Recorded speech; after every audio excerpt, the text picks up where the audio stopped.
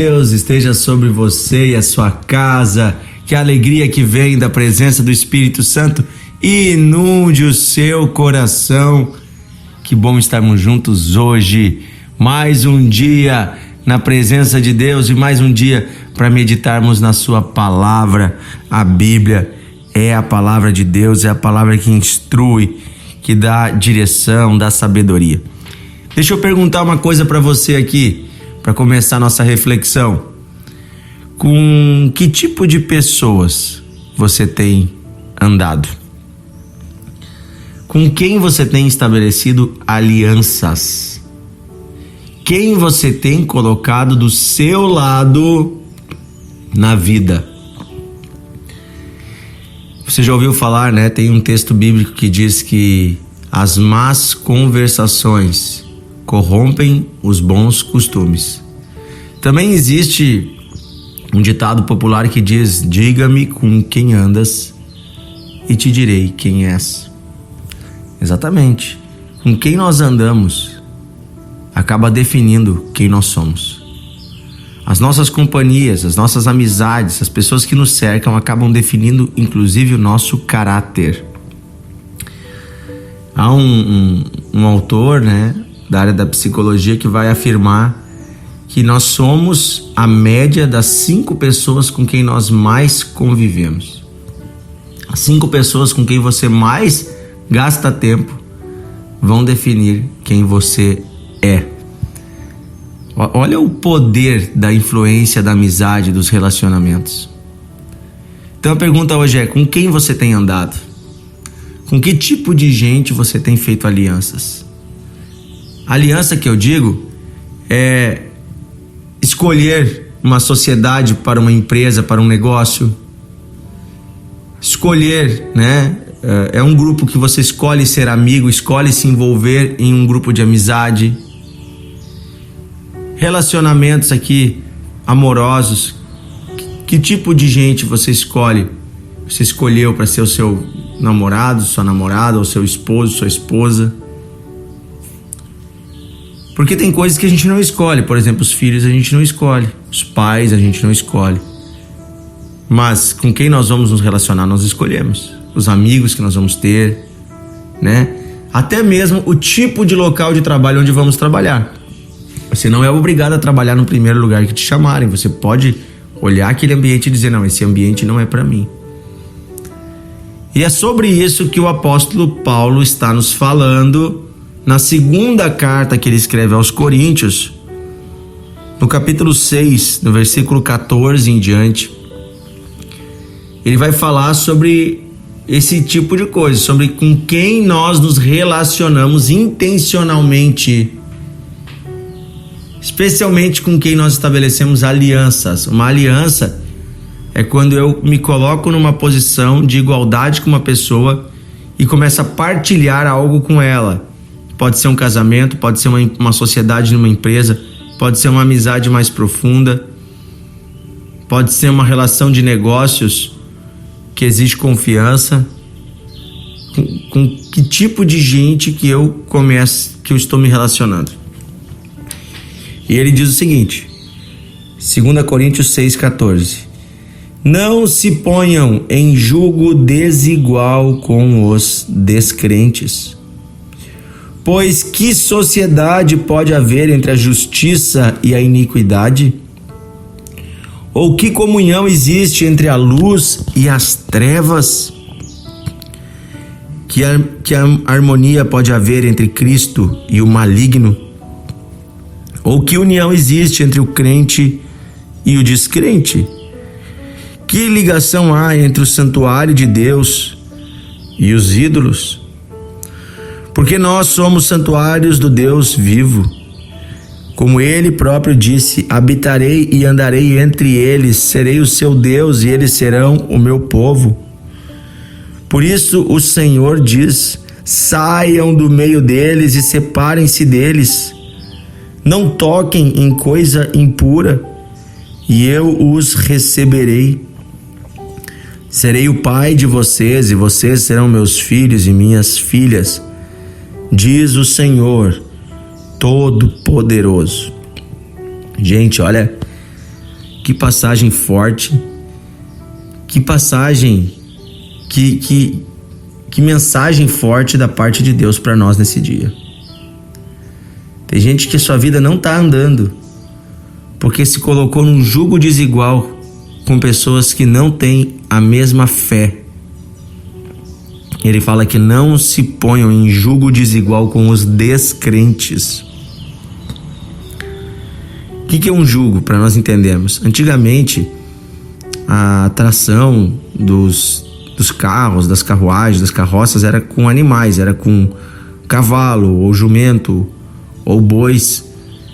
E geralmente usava-se um jugo. O jugo é aquela canga, que é um instrumento de madeira que une dois animais para eles dividirem a carga e puxarem juntos, né? Ligados por uma vara, por uma madeira, que é o jugo, né? Uma canga.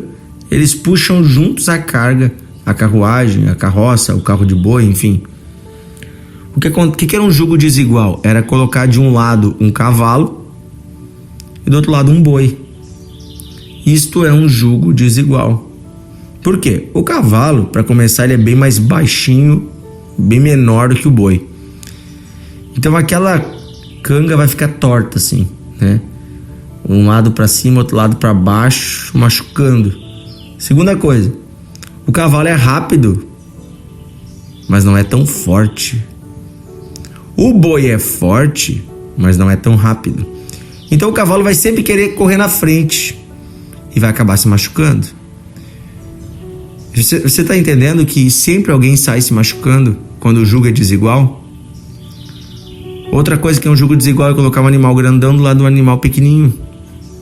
Colocar um burro e um cavalo. O burro é forte, contínuo, mas é lento. O cavalo é rápido. Está entendendo que existem vários tipos de bicho. E eu preciso colocar dois animais da mesma espécie e mais ou menos do mesmo tamanho para que possam trabalhar juntos. E aí andarão de lado a lado. Eu tenho trabalhado com jovens e adolescentes na igreja há alguns anos, né? Fui líder de jovens por 8 anos na minha congregação. Atualmente eu não sou mais o líder dos jovens, nós temos aqui na nossa congregação o Raul, que hoje é o líder dos jovens, e o Samuel tem trabalhado, né, junto com o Felipe e outros, o Binho, como líder dos adolescentes, né? E fazem um belo trabalho. Mas no tempo que eu trabalhei diretamente com os jovens, algo que sempre acontecia, nós ensinamos esses princípios, mas sempre vem alguma menina ou um rapaz dizendo: pastor, conheci uma pessoa, quero começar a namorar. E aí a pergunta que a gente faz é sempre assim: onde essa pessoa congrega, de que igreja ela é, como é a vida dessa pessoa com Deus. E infelizmente alguns jovens nos diziam: não, essa pessoa é muito boa, é maravilhosa, é isso, é aquilo, eu amo, me ama, é uma pessoa de valor, de princípios, mas não conhece a Cristo. E aí o que nós dizemos sempre na palavra de Deus?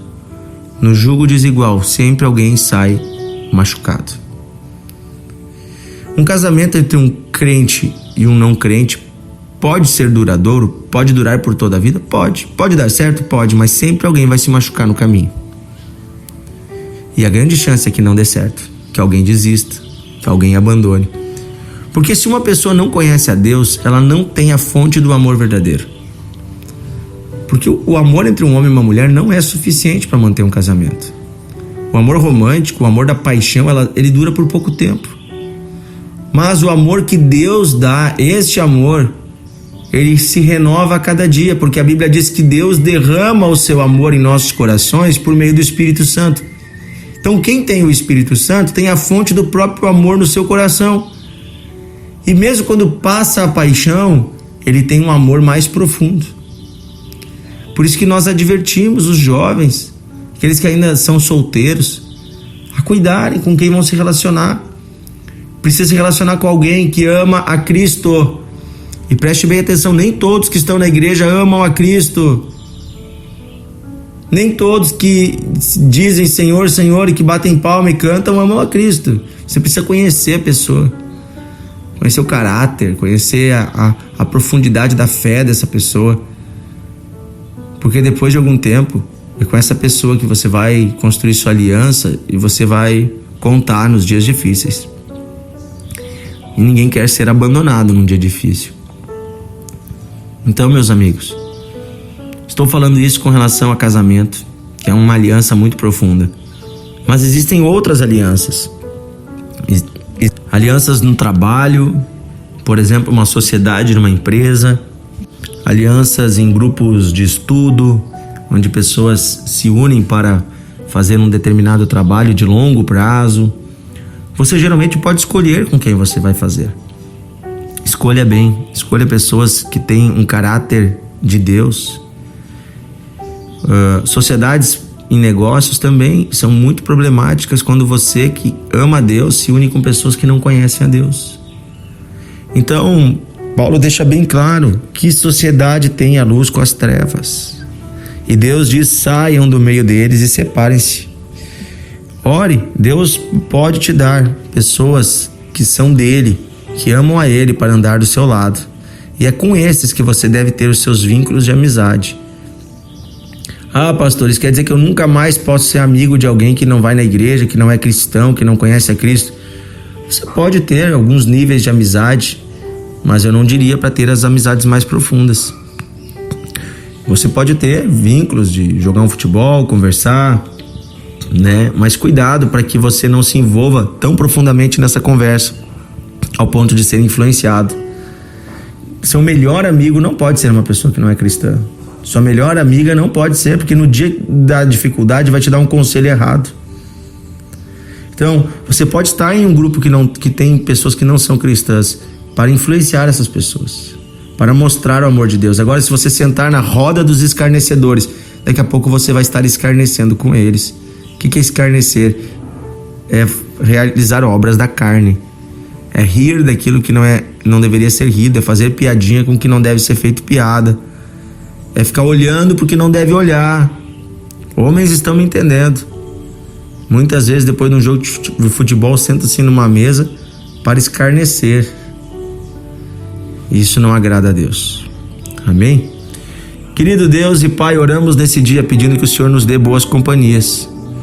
Que o Senhor nos coloque ao nosso lado pessoas que te amam, pessoas que te conhecem, pessoas que vão guardar os teus princípios e valores, e que possamos com estas pessoas construir alianças duradouras, casamentos felizes, famílias sólidas. Oh Deus, ajuda este amigo, esta amiga que está para tomar decisões em negócios, em relacionamentos. Ajuda, Senhor, a escolher bem os seus amigos. Ajuda, Senhor, a envolver-se mais na igreja, que a igreja não seja só um lugar para ir e participar de um culto e voltar para casa, mas seja um lugar para envolver-se com pessoas, que seja de fato uma comunidade dos crentes. Possamos nos envolver com os irmãos. É o que pedimos, Pai, em nome de Jesus. Amém. Amém. Que Deus abençoe você, meu amigo.